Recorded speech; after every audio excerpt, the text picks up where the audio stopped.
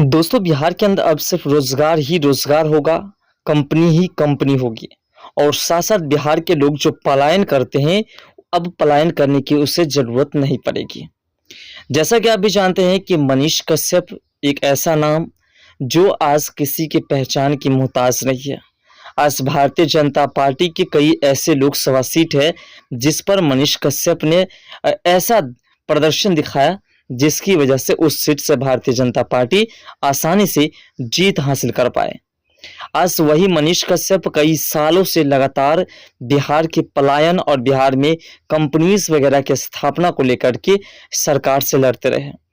भले ही सरकार उसकी बातें नहीं सुन रहे थे, लेकिन अब जब मनीष कश्यप भारतीय जनता पार्टी का हिस्सा बन चुके हैं और साथ साथ मनीष कश्यप के काफ़ी करीबी, हमारे देश के यशस्वी प्रधानमंत्री जी के काफ़ी करीबी और बिहार के एक ऐसा नेता जिसकी पार्टी के 5 सांसद मैदान में उतरते हैं लोकसभा चुनाव में और एक भी सांसद हारते नहीं बल्कि 100 के 100 स्ट्राइक रेट के साथ सभी के सभी सांसद जीत हासिल कर लेते हैं। हम बात कर रहे हैं दोस्तों लोजपा आर के अध्यक्ष मोदी मंत्रिमंडल में कैबिनेट मिनिस्टर चिराग पासवान की।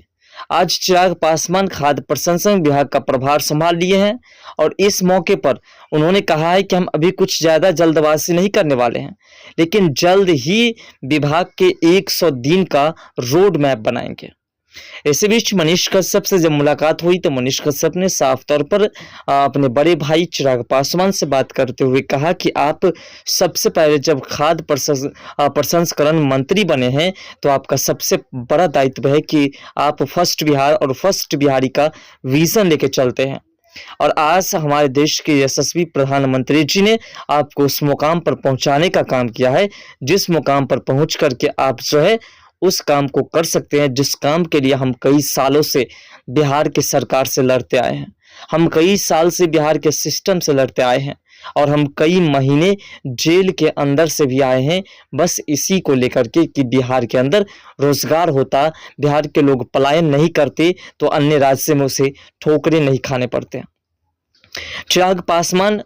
अब जो है मनीष कश्यप की बात पर पूरी तरह से एक्टिव हो चुके हैं और मनीष कश्यप भी पूरी तरह से खुश हैं कि अब जो है हमारे ही बिहार के ऐसे मंत्री जिसके अंदर जो है अब बिहार हो या देश के किसी भी क्षेत्र में जो है काम अगर करना होगा, उस क्षेत्र में किसी कंपनीज वगैरह को खाद्य प्रसंस्करण की किसी व्यवस्था को स्थापित करना होगा तो उसके लिए चिराग पासवान जी से ही अनुमति लेनी होगी और चिराग पासवान जी ही उसका बिल पास करेंगे। ऐसे में बिहार को जो फर्स्ट बिहार और फर्स्ट बिहारी का विजन लेके चल रहे हैं चिराग पासवान जी, उस विजन को वह आसानी से पूरा कर पाएंगे।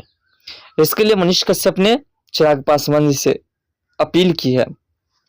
चिराग पासवान माथे पर टीका और गले में राम का पटका पहन करके मंत्रालय का प्रभार संभालने पहुंचे थे।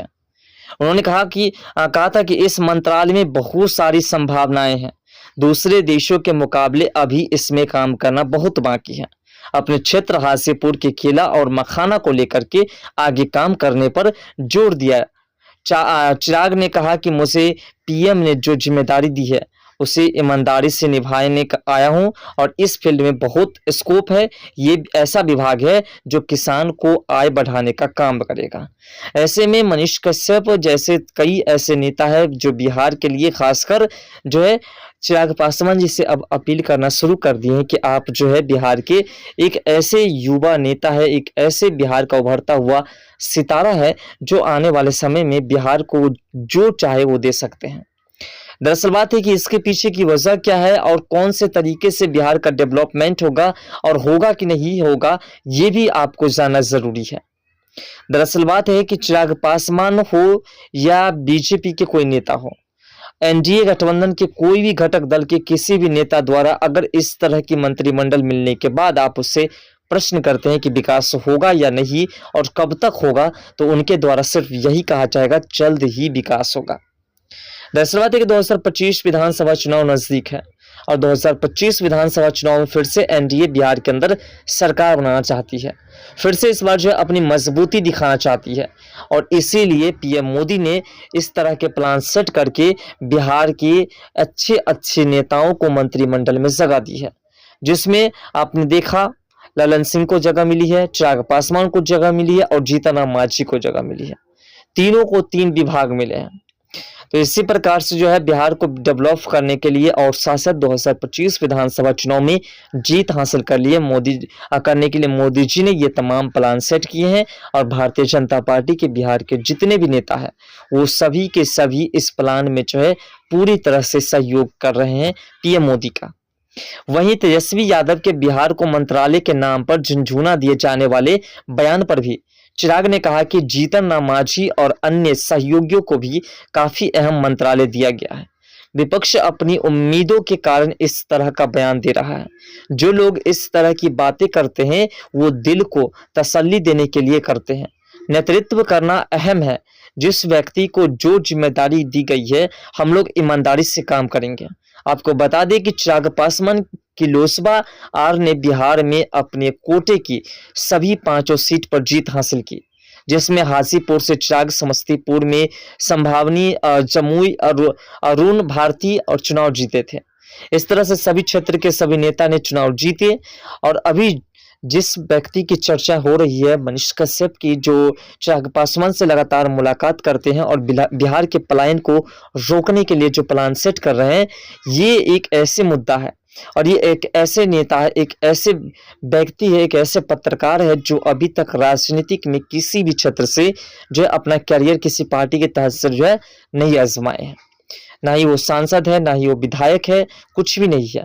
लेकिन फिर भी उसने जिस प्रकार से बिहार के लिए संघर्ष किया और जिस प्रकार से बिहार के पलायन को रोकने के लिए लगातार हर एक मंत्री से मुलाकात की। आपने देखा होगा बिहार के डिप्टी सीएम सम्राट चौधरी, जिनसे मनीष कश्यप मुलाकात की और मुलाकात करने के बाद कहे कि जल्द से जल्द बिहार के अंदर 10 लाख लोगों को कम से कम रोजगार मिलनी चाहिए, तभी हमारी भारतीय जनता पार्टी 2025 विधानसभा चुनाव में जीत हासिल कर पाएंगे। तो यानी कि कुल मिलाकर के बात यह है कि 2025 में जो बिहार के अंदर विधानसभा चुनाव होने वाला है उसमें चिराग पासवान हो या मनीष कश्यप हो या भारतीय जनता पार्टी के डिप्टी सीएम वर्तमान के सम्राट चौधरी हो, विजय कुमार सिन्हा हो, ऐसे कई नेता जिनकी चर्चाएं होती है वो सभी के सभी प्लान सेट कर चुके हैं कि 2025 विधानसभा चुनाव को जीतना है। और जीतने के लिए ये लोग जो है बिहार के अंदर तमाम तरह की कार्य करेंगे। पलायन को रोकने का काम हो या बिहार में किसी प्रकार की कंपनीज वगैरह स्थापित करना हो। चिराग पासवान ने साफ कर दिया है कि बिहार के अंदर रोजगार की तमाम व्यवस्थाएं स्थापित हम जल्द से जल्द करेंगे। जैसे कि 2025 का जो विधानसभा चुनाव होगा उस समय तक बिहार की किसी भी जनता को किसी प्रकार की दिक्कत नहीं होगी और सभी जनता भारतीय जनता पार्टी के साथ गठबंधन करे हुए एनडीए के जितने भी घटक दल हैं उन सभी को सपोर्ट करेंगे। दरअसल बात है कि चिराग पासवान जो इतने फर्स्ट बिहार और फर्स्ट बिहारी का विजन लेकर के और इतने मजबूती के साथ आगे बढ़ रहे हैं, इसके पीछे की भी एक मेन वजह है। दरअसल बात है चिराग पासवान आने वाले समय में अपनी पार्टी को काफी मजबूती दिलाना चाहते हैं और चाहते हैं कि हमारी पार्टी काफी मजबूत बन जाए और हमारी पार्टी खुद के बल पर भी विधानसभा चुनाव लड़ सके और पूरे बिहार के जितने भी सीटें हैं उन सभी सीट पर हम विधानसभा चुनाव लड़ सके और जीत हासिल कर सके। इसलिए वह मोदी जी के नेतृत्व में लगातार अपनी मजबूती को बढ़ाते हुए दिखाई दे रहे हैं। फिलहाल चिराग पासवान जी खाद्य प्रसंस्करण मंत्री बने हैं और मंत्री के बनने के बाद वह सिर्फ विकास को देख रहे हैं और जल्द से जल्द कंपनी की स्थापना की जाएगी बिहार के अंदर, बिहार के पलायन को रोका जाएगा। आपके हिसाब से क्या लगता है यह प्रक्रिया कब तक समापन हो सकती है, कब तक इस प्रक्रिया को गंभीरता से ली जाएगी? अपना राय कमेंट सेक्शन में जरूर दीजिएगा।